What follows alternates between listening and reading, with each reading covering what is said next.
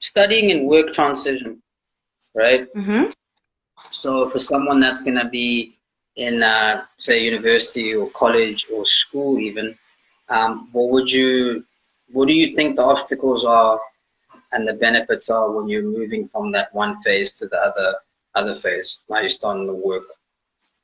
Okay, so is this from high school to university or university Yeah, to work? it's kind of from school to working. Okay.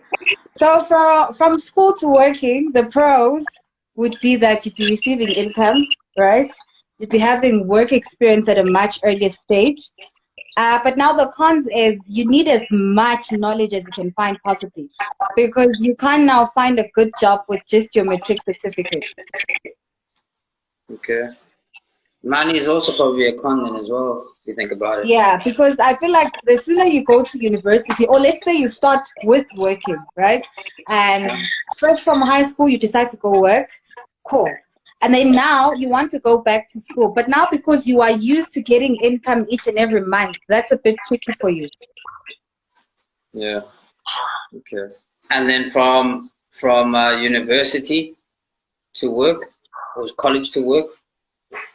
You know, with our system, I actually question it every day, because people that are fresh from university are expected to have like experience for a year or 2 years. And you ask yourself, where are they going to get the experience if they're in varsity, in the field that they are studying in? Mm-hmm. Right? So for them, I feel like most graduates, they don't really get the work that they studied for, because maybe number one, the market is full. So that's why from high school, when you choose your subjects, just do research on what you want to do and how would that benefit you in the long run, like maybe 5 to 10 years. You still be having a job that's going to pay you enough, are you going to be able to grow in the field that you are in, right? So with varsity students, I would actually advise them that any job that comes, take it. And in that job, a better opportunity will present itself. From having that job in the beginning. True. Do you think there's also, what about going from work back to study? Do you think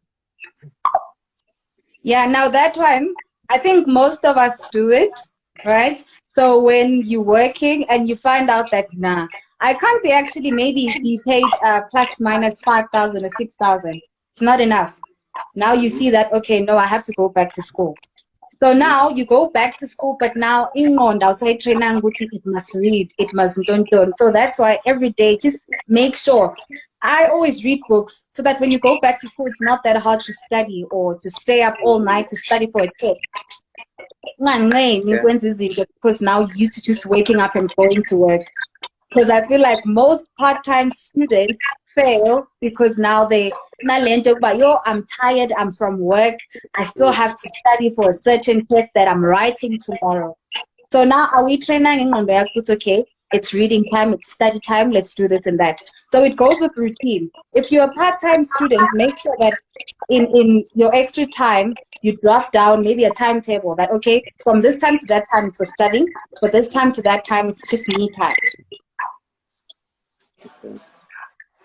Good advice then. Let's tackle the going from, say, university to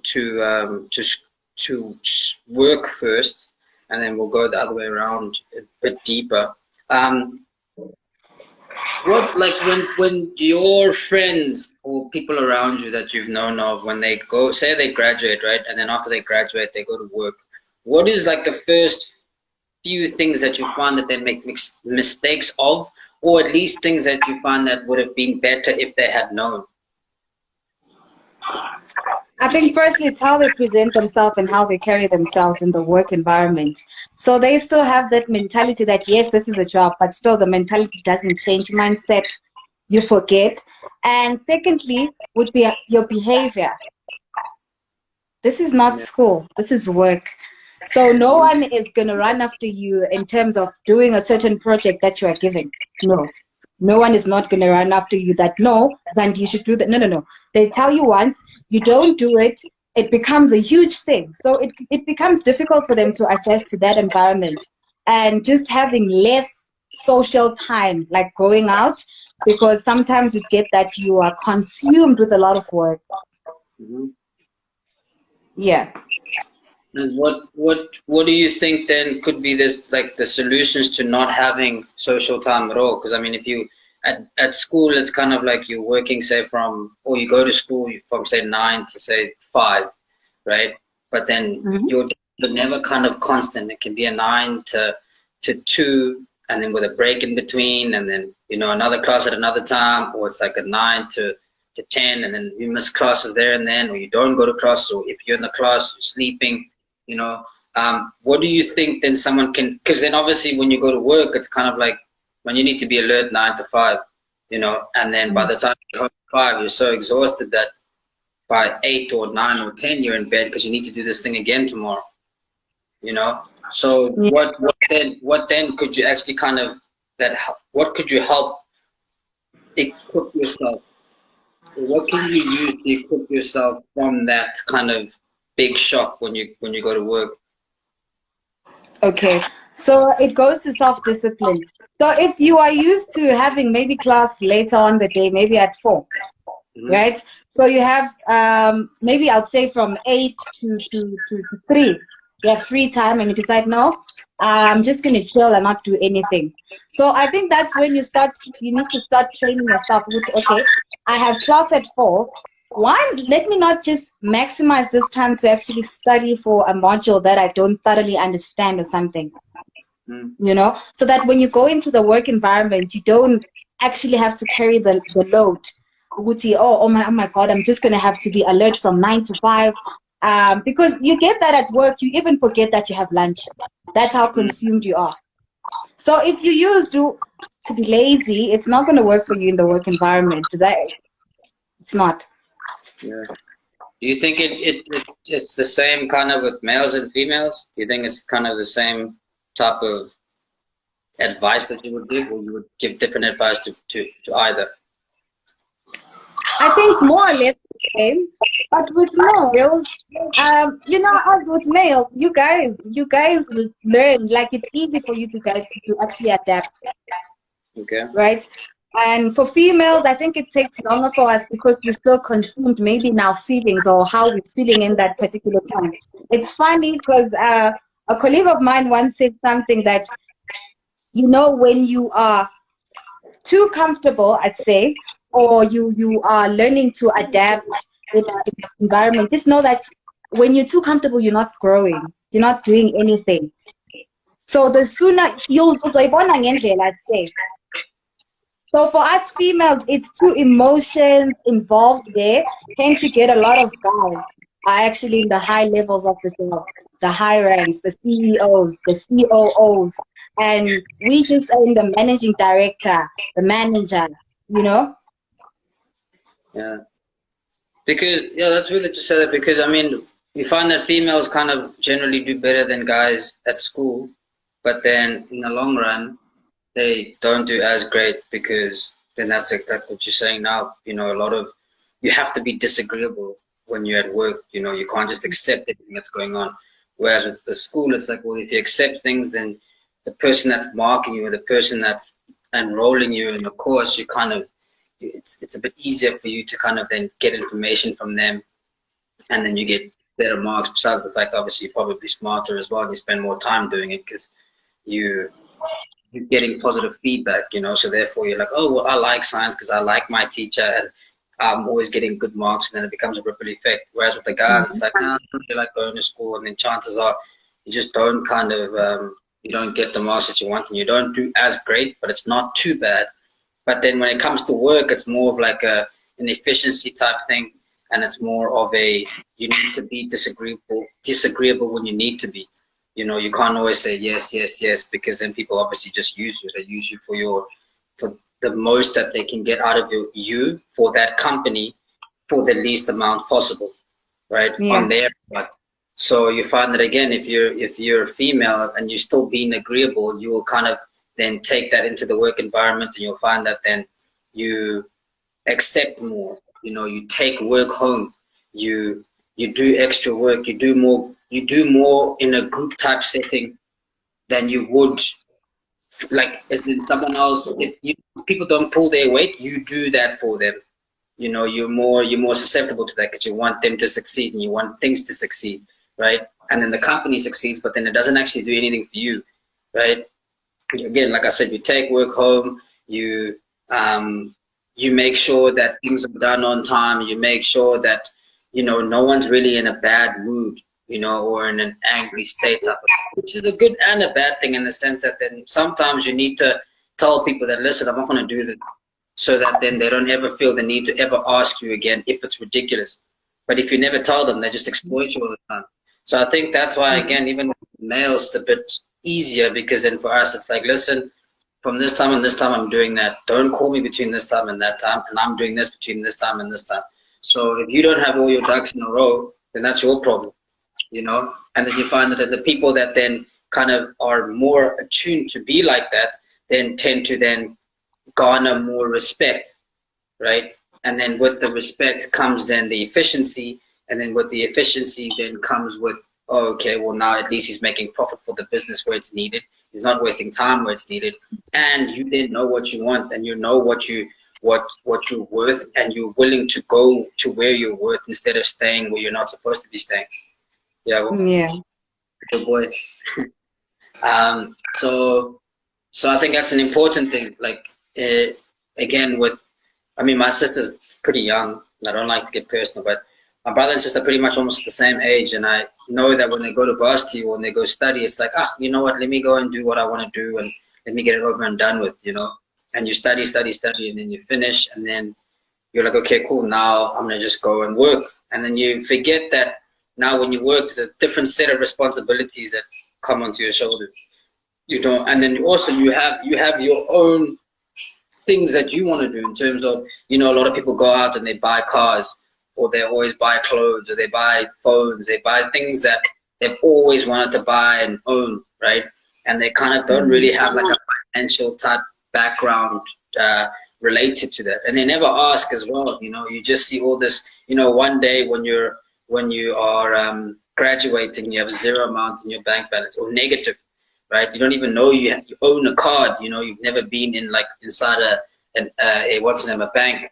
And then when you go to work, the first thing they ask you is, hey, what's your bank details, you know, so that we can pay you at the end of the month, you know. And then, well, that's obviously if you find a job. And then you find that first paycheck is such a big punch in the gut and a shock that you don't even, like, wow, what? Yeah, 15. What is 15? Like 15 what? Like, you know, or 20 or 30 or 40, you know, depending obviously on what you were studying. You know, and then you find that, oh, okay, all of a sudden you then say, you know what, if I then can get a car, or I can get a whatever, phone or whatever, things that you didn't really need when you were at school. If you think about it, when you're in varsity, that last year and that first year, and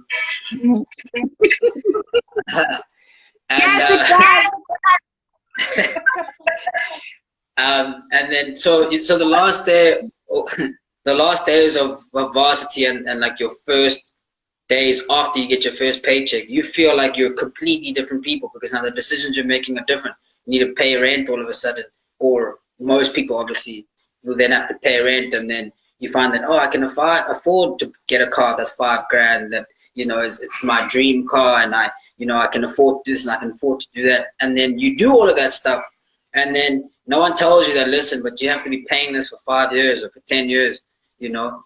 This is actually an asset. You can't really, the car depreciates as soon as it gets out the dealership, you know. So all of those things you didn't realize, and then you're like, oh, okay, you know what, but okay, I still think I'll be able to have a job in 5 years time, or in 7 years time, in 10 years time. So it's not really a problem. And then you say, okay, fine, that's true. But then did you take into account the fact that then your parents are going to want cash from you? Did you take into account that your friends are going to want cash from you? Yeah. Did you take into account that then your weekends are not going to be the same anymore, because now you're going to want to spend more and you're going to want to eat better things? And I think that's our problem, honestly, because as you've said, when you receive your first paycheck and it says 15, you're like, oh my word, you know, and you start now wanting these unnecessary things that are not even you didn't even think of them when you started working. Maybe you had plans maybe to extend your home. You forget about that because you now think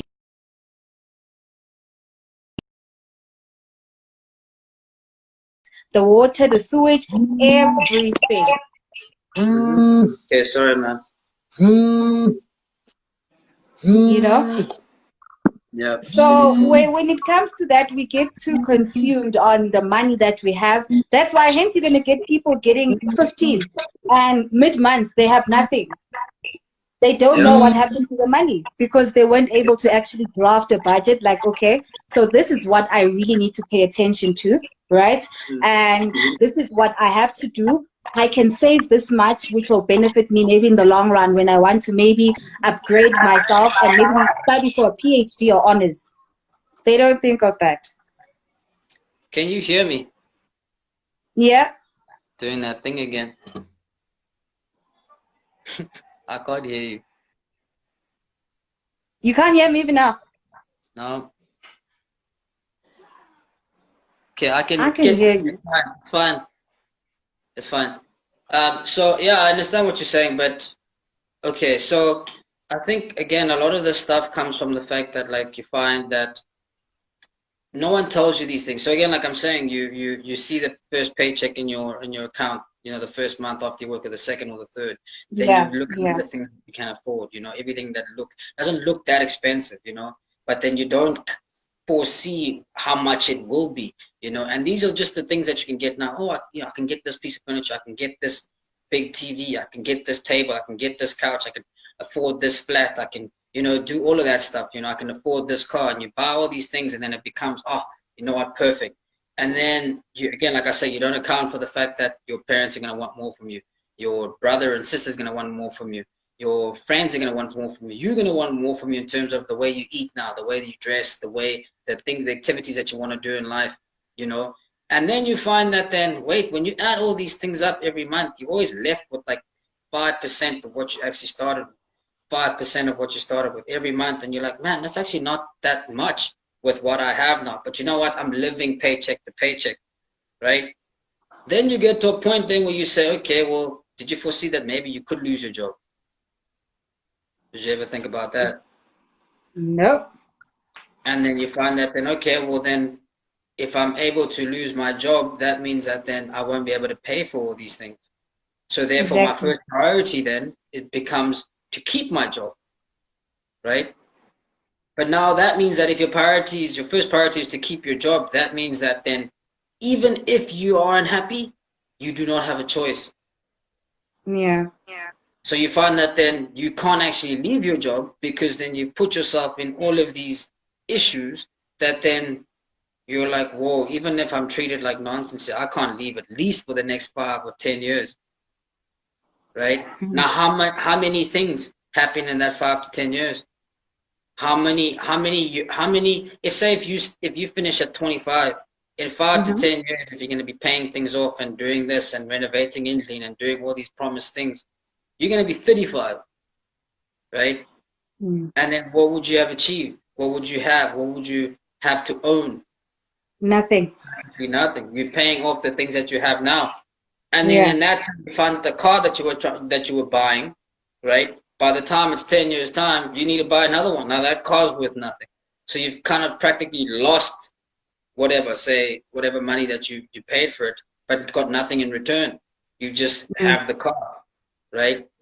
So I mean, I'm not saying that a lot of like you can't live the way you want to live and kind of like, you know, man, I really wanted this. I want to go jump and go and get it. I want to do this. I want to get that. I really like this. But I'm not saying that. I'm just saying that sometimes when you're moving from studying to working, you need someone to kind of, you know, tell you these things so that you don't work on impulse. And it's like a thing of, oh, my friend got it and we graduated, then I'm also going to get it. And I also want a flat like that. And I also want to go and live in a place like this. It's like, cool, like do it if you really want to.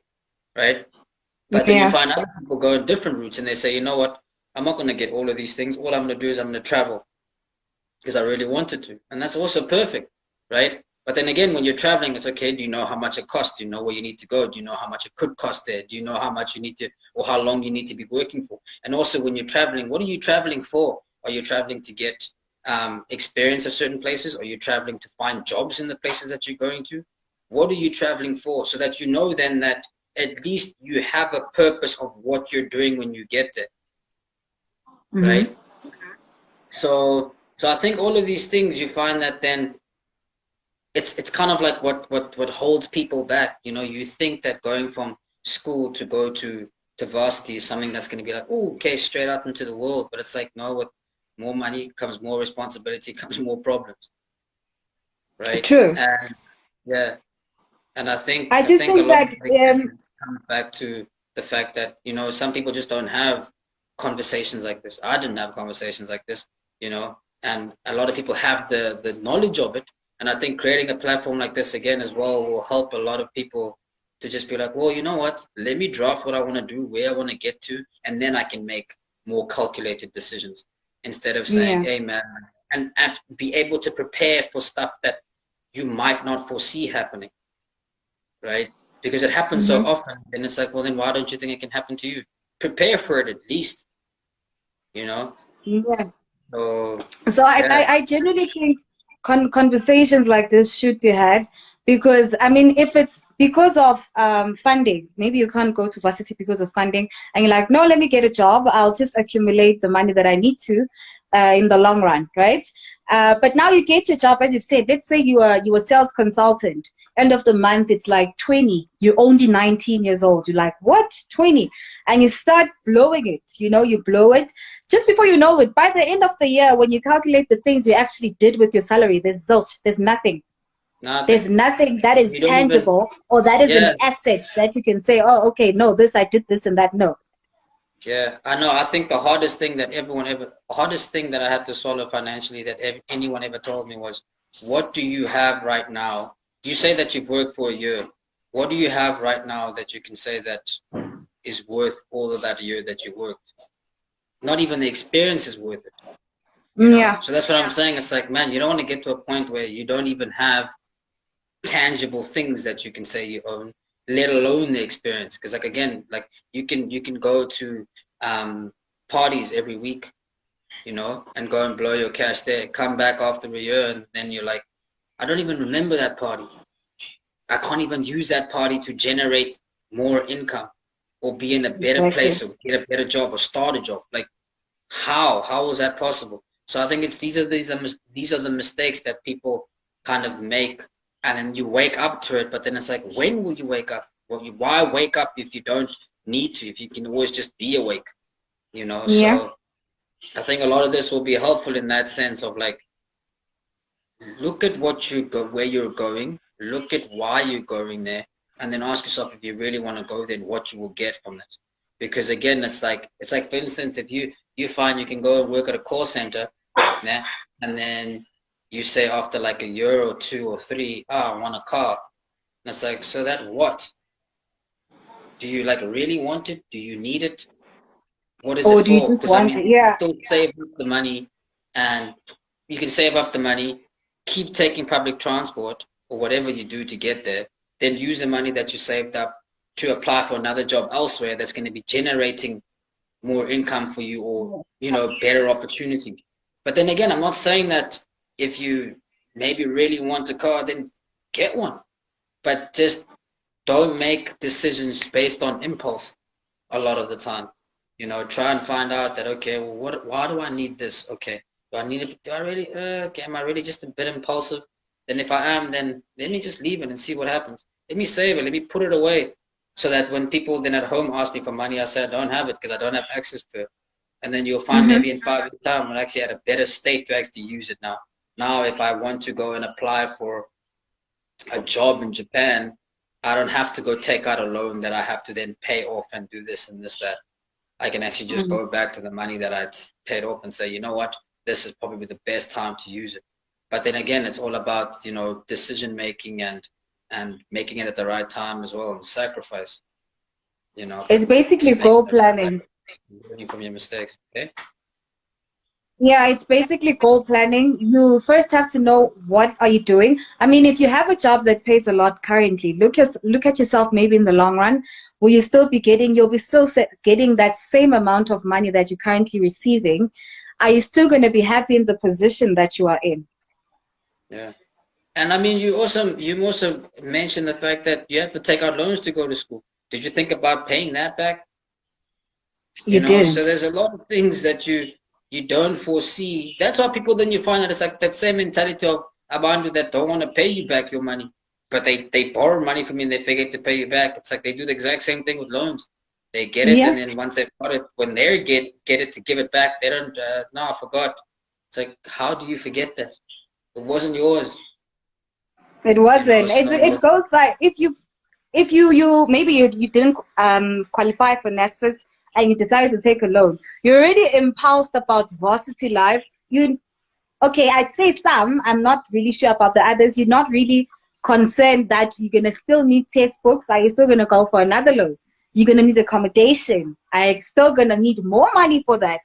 You have money. You need food. You need a lot.